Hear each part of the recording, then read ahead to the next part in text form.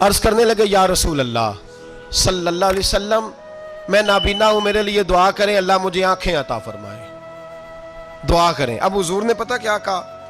نبی پاک نے فرمایا دو باتیں ہیں، یا تو صبر کر لے یا میں دعا کر دیتا ہوں۔ صبر کرے گا تو اللہ جنت دے گا، یا تو صبر کر لے یا میں۔ صحابی بڑے پیارے تھے، کہنے لگے یا رسول اللہ جنت تو اللہ اپنے فضل سے دے گا ہی، میں نے نہیں صبر کرنا، مجھے آنکھیں چاہیے، اور پھر یہاں آ کے صبر کروں، این خزانے کے پاس جا کے صبر کروں؟ حضور میں نہیں صبر کرتا، آپ دعا کریں۔ نبی پاک نے دعا سکھائی، فرمایا دو نفل پڑھ جا کے اور دو نفل پڑھ کے میرے وسیلے سے دعا کر۔ کیا کر؟ اللہ سے کہہ کہ اے اللہ میں تیرے پاس تیرے رسول کا وسیلہ لے کے آیا ہوں، اور پھر کہنا یا محمد انی توجہت علیک، کہنا ہے محمد صلی اللہ علیہ وسلم میں آپ کے وسیلے سے اللہ کی بارگاہ میں حاضر ہوں، اور پھر اللہ سے کہنا کہ اے اللہ تو اپنے نبی کی سفارش میرے حق میں قبول فرما۔ کون سکھا رہا ہے؟ بولیے کس کو؟ بولیے۔ کہا جا میرے وسیلے سے جا کے دعا کر۔ حضرت عثمان کہتے ہیں وہ چلے گئے، دو نفل پڑھے، حضور کے وسیلے سے دعا مانگی۔ فرماتے ہیں وہ چلے گئے پر ہم کوئی نہیں گئے۔ آپ کیوں نہیں گئے؟ تو صحابہ کا نظریہ بتاتا ہے کہ وہ گئے اس لیے نہیں کہ ہم حضور کا معجزہ دیکھ کے ہی جائیں گے، کہتے ہیں ہم گئے نہیں۔ تھوڑی دیر گزری تو وہ صحابی جو اندھے گئے تھے جب واپس آئے ہیں تو اللہ نے انہیں آنکھیں عطا فرما دی۔ گئے تھے تو نابینا تھے، آئے تو بینا ہے۔ میرے نبی پاک صلی اللہ علیہ وسلم کا توسل، حضور کا وسیلہ خود حضور نے سکھایا ہے، خود نبی پاک نے، اور صحابہ کرام علیہم رضوان اس مزاج پر پورے عامل تھے۔ حضرت عمر فاروق صحابہ میں ایک دانشور شخصیت کا نام ہے، علم کے لحاظ سے، عمل کے لحاظ سے، بصیرت کے لحاظ سے، تقوی کے لحاظ سے ایک بڑی انفرادی اور منفرد شخصیت ہے۔ حضرت عمر کے زمانے میں قحط پڑ گیا، بارش نہیں ہوتی، حالات بڑے دگرگوں ہیں، پریشانی ہے۔ لوگ سیدنا فاروق اعظم سے پوچھتے ہیں حضور اب کیا بنے گا؟ جو میں نے پہلے حدیث آپ کی خدمت میں عرض کی وہ ترمذی اور ابن ماجہ سے، اب جو حضرت عمر کی روایت عرض کر رہا ہوں یہ صحیح بخاری میں موجود ہے۔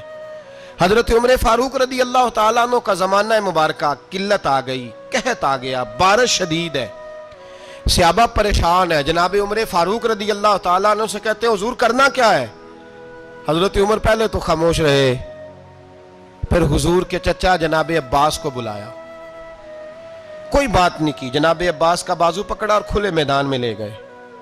حضرت عمر دعا کرتے ہیں اور پوری امت کو دعا کا طریقہ بتلاتے ہیں۔ حضرت عمر کہتے ہیں اگر قبول کرانی ہے تو یہ طریقہ اختیار کرو، اگر اللہ کی بارگاہ میں دعاؤں کو مستجاب کرانا ہے تو یہ رنگ ہے جو امت مسلمہ کو میں سکھا رہا ہوں۔ حضرت عمر نے جناب سیدنا عباس رضی اللہ تعالیٰ عنہ کو کھڑا کیا سامنے اور دعا فرمائی، اللہم انا نتوسل الیک بنبیک، اے اللہ ہم تیری بارگاہ میں تیرے نبی کے وسیلے سے دعا کرتے ہیں، فتسقینا، ہمیں بارش عطا فرما۔ ہمیں کس کے وسیلے سے؟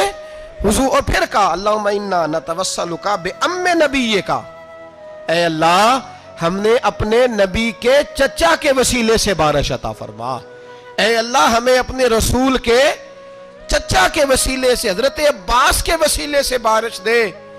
صحابہ کہتے ہیں جب ہم گئے تھے دعا مانگنے تو خشک سالی تھی، اور جب گھروں کو آ رہے تھے تو ہمارے کپڑے بارش سے بھیگ چکے تھے۔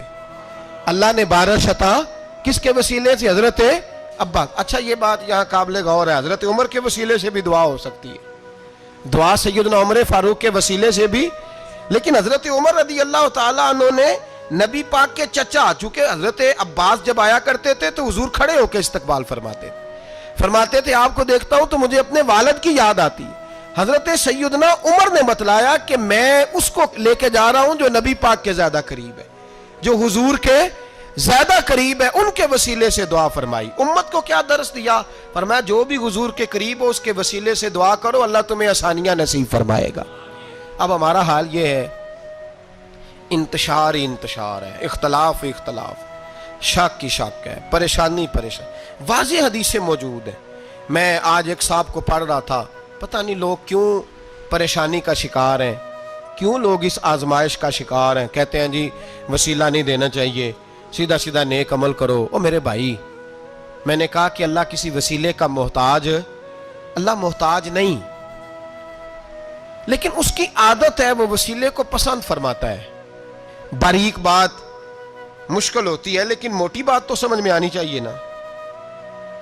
کوئی شخص ایسا ہے جسے اللہ نے بغیر ماں باپ کے وسیلے کے پیدا کر دیا ہو، حالانکہ اللہ پیدا کرنے پہ قادر حضرت آدم کو کیا ہے نا، حضرت حوا کو، جناب عیسیٰ علیہ السلام کو بغیر باپ کے پیدا، لیکن یہ اس کی عادت، وہ جب پیدا کرتا ہے تو ماں باپ کے وسیلے سے پیدا کرتا ہے، پھر جب روزی دیتا ہے تو پھر بھی کسی نہ کسی، کیا اس نے حکم دے دیا؟ روزی کون دیتا ہے؟ تو اللہ کا یہ حکم ہے کہ کنڈی لگا کے اندر پنکھا چلا کے سوئے رہو، روزی پہنچ جائے گی۔ کہتا اٹھ، کوئی سبب پیدا کر، باہر نکل، محنت کر، وسیلہ بنا۔ جو آدمی کہتا ہے جی میں کپڑے سی بھی خود لیتا ہوں، استری بھی کر لیتا ہوں، دھو بھی لیتا ہوں، اس سے سوال یہ ہے کہ بنا بھی لیتے ہو؟ اس کا مطلب ہے اللہ نے بندوں کو بندوں کا محتاج، بندوں کے لیے بندوں کا وسیلہ اللہ نے رکھا ہے۔ ہماری یہ موٹی سی بات بھی عقل میں نہیں آتی، موٹی سی بات بھی کہتا ہے جی نہیں ڈائریکٹ، او خدا کے بندے تھوڑا غور کر، دیتا اللہ ہی ہے اور دے گا بھی اللہ ہی، لیکن جو ذرائع، جو وسیلے، جو سبب اللہ نے ہمارے لیے مقرر کیے ہیں، ہم اس سبب کا انکار کر سکتے؟ شفا کون دیتا ہے؟ دوائی لینے کس کے پاس جاتے ہو؟ آپ اس طرح کریں نا، چپ کر کے گھر بیٹھیں، تسبیح پڑھیں، یا شافی الامراض، یا شافی الامراض، او شفا دینے والے، او شفا دینے والے، سارا دن جی وظیفہ پڑھیں، شفا کون دے گا؟ تو وظیفہ پڑھو چپ کر کے، دوائی لینے کیوں گئے ہو؟ لیکن اللہ کے حبیب کا ہی فرمان ہے کہ بیمار ہو جاؤ تو دوائی بھی کھاؤ، پرہیز بھی کرو۔ یہ سارے فرمان ہمیں بتاتے ہیں کہ وسیلہ لینا، وسیلہ دینا، یہ تو اللہ تبارک و تعالیٰ کا طریقہ مبارکہ ہے۔ لوگ اتنی سی بات کو نہیں سمجھتے، اور قرآن نے واضح طور پہ کہہ دیا وَابْتَغُوا إِلَيْهِ الْوَسِيلَةَ، اور سورہ بقرہ گھر جا کے کھولنا، آیت نمبر 99، 80 اور 9، 99 آیت پڑھنا۔ کفار نے، یہودیوں نے نبی پاک کی علامتیں پڑھ لی تھی تورات، زبور اور انجیل میں۔ اللہ کا قرآن کہتا ہے وَكَانُوا مِن قَبْلُ يَسْتَفْتِحُونَ عَلَى الَّذِينَ كَفَرُوا، فرمایا جب میرے نبی نہیں آئے تھے تو یہ یہودی میرے رسول کے وسیلے سے اللہ سے فتح مانگا کرتے تھے، اور جب یہ رسول کا وسیلہ دیتے تھے تو اللہ انہیں فتح عطا فرماتا تھا۔ امام حاکم نے مستدرک میں لکھا ہے، اور امام حاکم انہی شرطوں پر حدیثیں بیان کرتے ہیں جن شرطوں پر امام بخاری اور مسلم بیان کرتے ہیں۔ امام حاکم کہتے ہیں کہ نبی پاک صلی اللہ تعالی علیہ وآلہ وسلم کے وسیلے سے ہر چیز اللہ عطا کرتا ہے۔ جناب آدم علیہ السلام زمین پہ تشریف لائے تو 300 سال نگاہ اٹھا کے آسمان کی طرف نہیں دیکھا، شرم آتی ہے مجھ سے غلطی ہو گئی، اور پھر روتے رہے 300 سال۔ پھر اللہ فرماتے فَتَلَقَّى آدَمُ مِن رَبِّهِ کلمات، پھر اللہ نے جناب آدم کو کچھ کلمے سکھائے جس کی برکت سے توبہ قبول کی۔ وہ کلمے کیا تھے؟ امام حاکم فرماتے ہیں وہ کلمے یہ تھے کہ جناب آدم کے دل میں اللہ نے ایک دن بات ڈالی، خود بات ڈالی اللہ نے دل میں۔ حضرت آدم کہنے لگے اے اللہ، جب میں نے آنکھ کھول لی تھی تو جنت کے دروازے پہ میں نے لکھا ہوا دیکھا تھا لا الہ الا اللہ محمد الرسول اللہ صلی اللہ علیہ، جنت کے ہر پتے پر، درخت پر میں نے لکھا دیکھا تھا لا الہ الا اللہ محمد الرسول اللہ۔ تو جناب آدم کہنے لگے اے اللہ، وہ جو رسول جن کا نام تو نے جگہ جگہ لکھا ہے ان کے وسیلے سے ہی میری توبہ قبول فرما۔ تو رب کریم نے فرمایا اچھا حبیب کی بات کرتے ہو، چلو آدم فتاب علیہ انہ هو التواب الرحیم، جا میں نے تیری توبہ قبول کی، میں ہوئی بڑا مہربان، میں ہوئی بڑی توبہ قبول کرنے والا۔ شیخ سعدی فرمایا کرتے تھے اگر تیرے باپ کی توبہ، جناب آدم کی توبہ مصطفیٰ کے وسیلے سے قبول ہوتی ہے، تو کیوں انکاری ہو گیا ہے؟ تو کیوں انکاری ہو گیا؟ کیوں نہیں حضور کا وسیلہ مانگتا؟ میرے نبی پاک سید عالم صلی اللہ تعالی علیہ، لوگ بڑی ڈھٹائی سے انکار کرتے ہیں، بڑی دلیری سے انکار کرتے ہیں۔ او خدا کے بندو، یہ وسیلہ تو بڑا ضروری ہے، یہ وسیلہ تو بڑا قیمتی ہے۔ میرے نبی پاک صلی اللہ تعالی علیہ وآلہ وسلم نے خود یہ وسیلہ سکھایا۔ صحابہ اس کے قائل تھے۔ حضرت عائشہ صدیقہ کے پاس لوگ آئے، آ کے عرض کیا اے اماں جی بارش نہیں ہوتی، قحط پڑ گیا ہے۔ اس بات کو نا ذرا دل کی گہرائیوں سے سننا۔ مسجد نبوی ہے، مسجد نبوی کے ساتھ ادھر دیکھیے گا ذرا، یہ مسجد ہے، مسجد کے ساتھ حضور کی قبر ہے, ساتھ حضرت عائشہ کا حجرہ ہے. پہلے حضرت عائشہ, پھر حضور کا روزہ, پھر آگے بولتے جائیے آگے کیا ہے. چاہیے تھا نا سیدھے مسجد جاتے, حضرت عائشہ کے پاس آئے. توجہ کرنا میری بات. کہا اماں جی بارش نہیں ہوتی, کیا کریں؟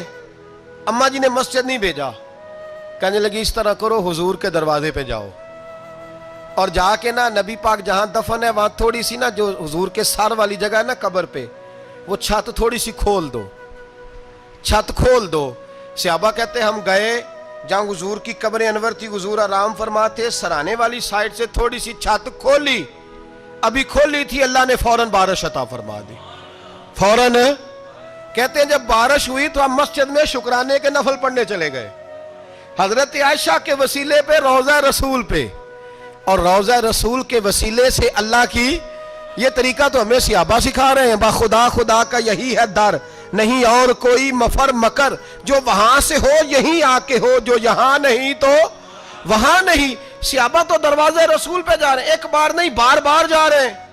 تو اکڑ کے پھر رہا ہے, اکڑ کے پھر رہا ہے. بڑی ضروری ہے یہ بات کرنی, بڑی ضروری, اور یہ بات آپ کے لیے سیکھنی. ذرا غور کریں, شیطان کی غلطی کیا ہے پتہ ہے آپ کو؟ اللہ کو نہیں مانتا تھا. شیطان کی غلطی کیا تھی بولے؟ کس کو ہے؟ لا الہ الا اللہ کو نہیں مانتا تھا, اللہ کو نہیں مانتا تھا. نہیں تو انہیں پتہ ہی نہیں نا اس گل دا. اور میں تو اگر پوچھا نا اج دی خبر کی یہ تازی, تو تمہیں پتہ ہے اور بھائی اس کو بھی سمجھیں, یہ عقیدہ ہے, یہ ایمان ہے, میری منت ہے, اس کو سمجھ لو, یہ کام آئے گا. یہاں عجیب رٹا ہے, یہاں لوگ معاذ اللہ تبارک و تعالی اللہ کا نام لے کے در رسول سے دور کر رہے ہیں. بہت بڑا دھوکہ ہے, بہت بڑی زیادتی ہے, امت کے دلوں پر خنجر چلتا ہے. اور میرا تو کلیجہ پھٹتا ہے جب میں ایسی تحریریں پڑھتا اور سنتا. یار تو کیا بیان کر رہا ہے؟ ڈر اللہ سے مرنا نہیں, نبی پاک کو منہ نہیں دکھانا, تو کیا کر رہا ہے؟ بتا نا شیطان کی غلطی کیا تھی. وہ تو صاف ستھری بات کر رہا تھا, یا اللہ ایک نہیں تو لاکھ سجدہ کرا میں تجھے کرتا ہوں. اللہ نے فرمایا ادھر آنا, میرے میرے میرے محبوب کو سجدہ کر. کہنے لگا نہیں کرتا. فرمایا فخرج فإنک رجیم, نکل جا تو لعنتی ہے.